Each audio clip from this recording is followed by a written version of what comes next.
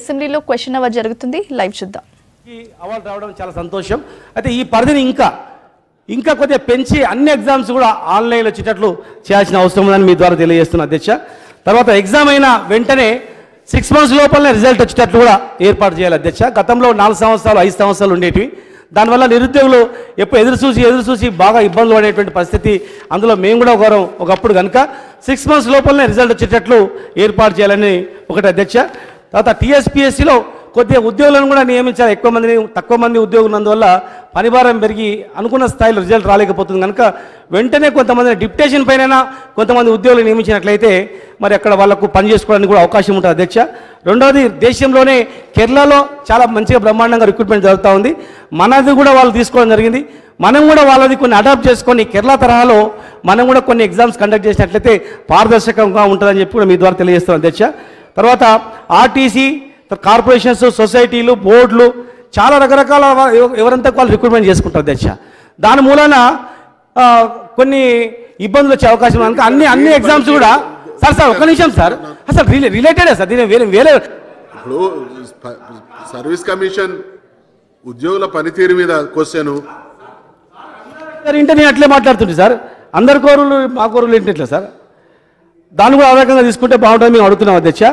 మూడో అధ్యక్ష, ఉద్యోగులకు రిక్రూట్మెంట్ కూడా అధ్యక్ష క్యాలెండర్ ఒకటి ఏర్పాటు చేస్తే ప్రతి డిపార్ట్మెంట్ డిసెంబర్ వరకు ఆయా డిపార్ట్మెంట్ ఖాళీలన్నీ కూడా టీఎస్పీఎస్కి ఏర్పాటు చేసినట్లయితే జనవరి నుంచి జూన్ వరకు అధ్యక్ష ఎవ్రీ ఇయర్ ఒక మంత్లో కానిస్టేబుల్, ఒక మంత్లో గ్రూప్ 1, ఇంకో మంత్లో గ్రూప్ 2 ఇట్లా డివైడ్ చేసేసి 6 నెలల్లో ఎగ్జామ్స్ కంప్లీట్ చేసి మళ్ళీ 6 నెలల్లో అపాయింట్మెంట్ ఆర్డర్ ఇచ్చినట్లయితే ఎన్ని పోస్టులను 10 పోస్టులని 20 పోస్టులని 50 పోస్టులని ఎవ్రీ ఇయర్ ఇట్లా ఇచ్చినట్లయితే వాళ్ళకు నిరుద్యోగులకు కూడా ప్రతి సంవత్సరం ఇట్లా ఉంటుందని చెప్పి ఇంకా మంచి రిజల్ట్ వస్తుంది అధ్యక్ష. తర్వాత అన్ని అధ్యక్ష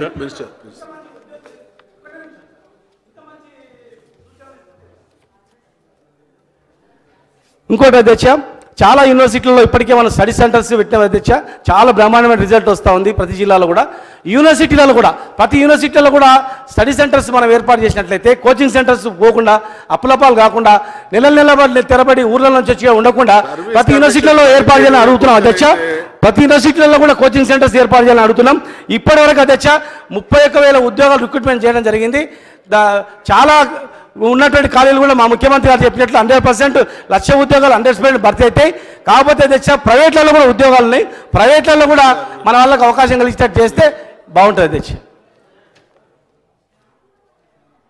అధ్యక్ష, ఏపీపీఎస్సీ విభజనలో మొత్తం ఆంధ్రప్రదేశ్కి తరలిపోయింది అధ్యక్ష. ఏపీపీఎస్సీ గురించి చర్చ చేయటం అసందర్భం అవుతుంది. మన ప్రభుత్వం వచ్చిన తర్వాత టీఎస్పీఎస్సీని 2014 ఆగస్టులో ఏర్పాటు చేసుకున్నాం. చక్రపాణి గారి ఆధ్వర్యంలో సమర్థవంతంగా జరుగుతూ ఉంది.